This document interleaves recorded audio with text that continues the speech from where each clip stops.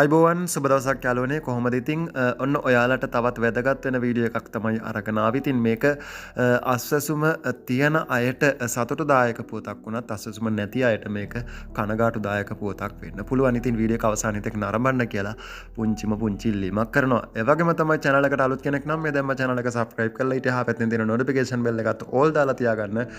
මේ වගේ වැදගත් වෙන අස්වැසුම පිළිබඳව වීඩියෝ ඉක්මනින් දාපු සැනින් නැරඹීමේ පහසුව සඳහා ඉතින් යාළුවනේ ඔන්න ඔයාලට අප්‍රේල් මාසේ අකර තැබ්බයකට මුහුණ දෙන්න සිද්ධ වුණා.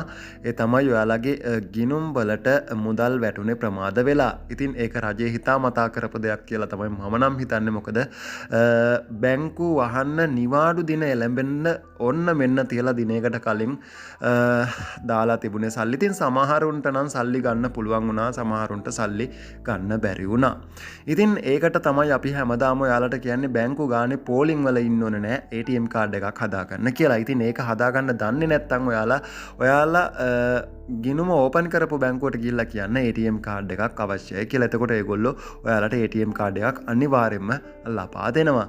ඉතින් එතකොට පුළුවන් ඔයාලට රස්තියාදු නොවි ඔයා යන තැන තියෙන ATM කාඩ් එකකින් ඕනම ATM කාඩ් එකකින් ඔයාගේ මුදල් ඉක්මනින්ම පහසුවෙන් නිදහස් කරගන්න. ඉතින් අප්‍රේල් මාසේ විදිහට මුදල් පරක්කු වෙලා වැටුණා වගේ මොන්න මැයි මාසෙත් ඔයාලට මුදල් පරක්කු වෙලා තමයි අස්වැසුම සියලුම ගිණුම් හිමියන්ට වගේ ලැබෙන්න තියෙන. ඉතින් 4-5 වෙනකොට සිස්ටම් එකට ඇතුළත් කරලා ඔයාලට සමහර විට අප්‍රේල් මාසේ වගේම සමහර අයට 8-9 වගේ දිනයන් වලදී account වලට වැටෙන්න නියමිතයි. ඒ වගේම සමහර අයට මේ දීර්ඝ නිවාඩුවත් එක්ක ඔයාලට 17 18 19 වගේ දිනයන් වලදී තමයි සියලුම දෙනාගේ අස්වැසුම ගිණුම් වලට මුදල් බැර කරන්න බැර වෙන්නේ. ඉතින් මොකද නිවාඩුව නිසා ලැබෙන දීර්ඝ නිවාඩුව නිසා ඔයාලගේ account වලට මුදල් වැටෙන එකක් නෑ. ඉතින් මේකේ සමහර අයට අප්‍රේල් මාසේ වගේ මැයි මාසෙත් මේ විදිහට ඉක්මනින්ම ලැබෙන්න පුළුවන්. ඉතින් මේ පිළිබඳව ඔයාලා දැනුවත් වෙන්න, වගේම සිස්ටම් එකට ඇතුළත් කරපු ගමන් මම ඔයාලව දැනුවත් කරන්නම් මුදල් සිස්ටම් එකට ඇතුළත් කරලා තියෙන්නේ කියලා. ඉතින් අස්වැසුම සුබදාසක ප්‍රතිලාභ මණ්ඩලය ඉක්මනින්ම සිස්ටම් එකට ඇතුළත් කරත් මුදල් අමාත්‍යාංශයෙන් මුදල් නිකුත් කරන විදිහට තමයි ඔයාලගේ account වලට මුදල් වැටෙන්නේ. ඒ වගේම තමයි ඔන්න අප්‍රේල් මාර්තු 31න් අවසන් වෙන්න තිබ්බ සංක්‍රාන්තික කාණ්ඩයේ අයගේ පවුල් ලක්ෂ 3.5ක් වගේ ඉවත් වෙන්න නියමිතයි.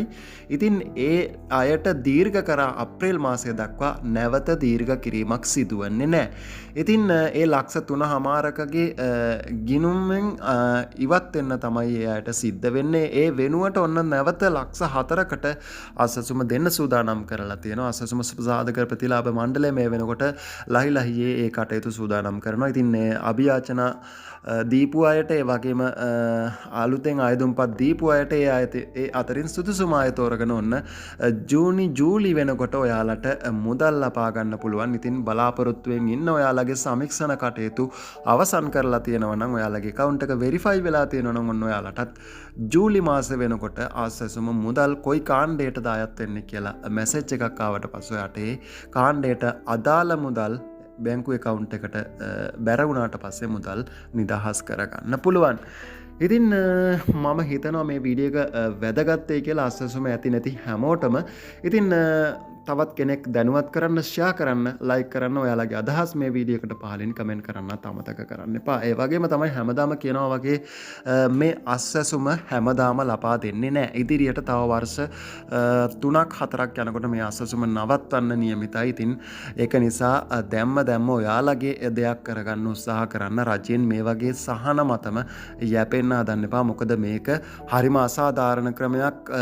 තියෙන කෙනාටමයි ලැබෙන්නේ, නැති කෙනාට නැත්තටම නෑ. ඉතින් මේ වීඩියෝ එක යාළුවන් අතරේ ෂෙයා කරන්න. ගිහින් එන්නම් හැමෝටම ජයග්‍රාහී දවසක් ප්‍රාර්ථනා කරනවා. ඔයාලා හැමෝම පරිස්සමෙන් ඉන්න. ඔයාලා හැමෝටම බුදු සරණයි.